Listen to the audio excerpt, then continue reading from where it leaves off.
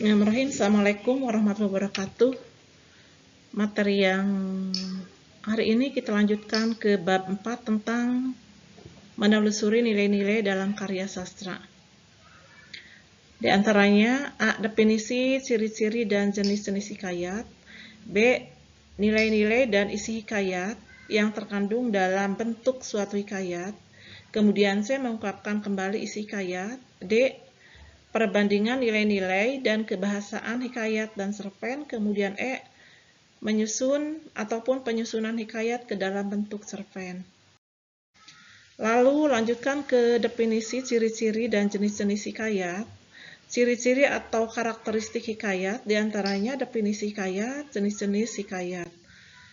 Hikayat adalah karya sastra lama berbentuk prosa yang mengisahkan kehidupan keluarga istana ataupun kaum bangsawan.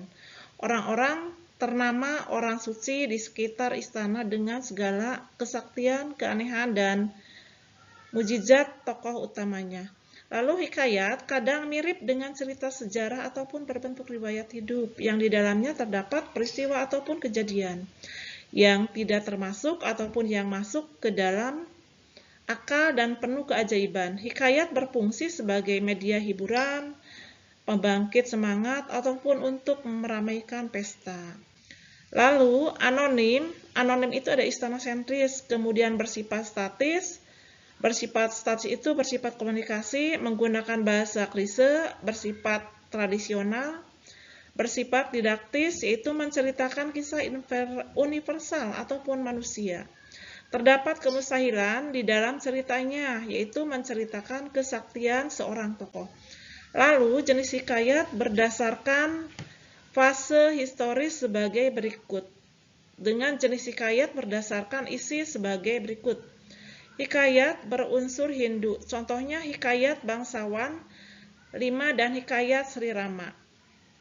Kemudian B, hikayat berunsur Hindu Islam, contohnya hikayat Jaya Lengkara, hikayat Si Miskin, dan hikayat Indra Hamaputra. C, hikayat berunsur Islam, contohnya hikayat 1000 ataupun 100 malam dan hikayat Qaumal Azaman.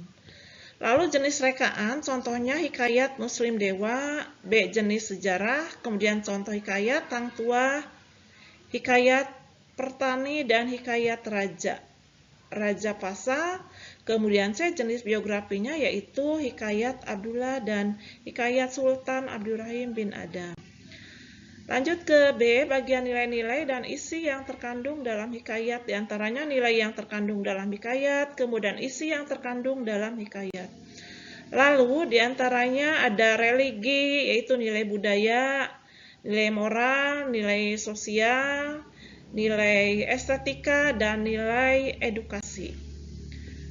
Kemudian ada tema, ada amanat, ada latar, setting, alur atau plot ya. Kemudian ada tokoh dan penokohan, lalu ada ke sudut pandang. Kemudian unsur intrinsiknya yaitu berbentuk religi, yaitu tentang agama, adat istiadat, kemudian ke latar belakang sosial budaya, lalu ke silsilah garis keturunan, termasuk ke dalam unsur ekstrinsik yang ada. Jadi unsur hikayat dapat diketahui dari unsur pembangun hikayat. Unsur pembangun hikayat terdiri atas unsur intrinsik dan unsur ekstrinsik. Lalu ke bagian B, lanjut tentang pengungkapan kembali isi hikayat. Di antaranya ada rangkaian isi hikayat, kemudian penyampaian isi hikayat. Ringkasan isi dalam bentuk hikayat dapat disusun dengan menentukan unsur intrinsik dan ekstrinsik untuk menentukan pokok isi isyarat ataupun hikayat. Lalu sinopsis ataupun ringkasan hikayat dapat disusun dengan langkah-langkah berikut. Di antaranya A, membaca keseluruhan hikayat dengan seksama. B, mencatat gagasan utama dengan menggarisbawahi gagasan-gagasan penting. Kemudian C, menulis ringkasan berdasarkan gagasan-gagasan utama yang telah dicatat pada langkah kedua. Lalu gunakan kalimat padat, efektif, menarik untuk merangkai jalan cerita menjadi sebuah karangan singkat yang menggambarkan karangan asli. D. Ada dialog, monolog, tokoh cukup ditulis, isi ataupun dicari garis besarnya. Lalu sinopsis, hikayat tidak boleh menyimpang dari jalan cerita dan isi keseluruhan hikayat.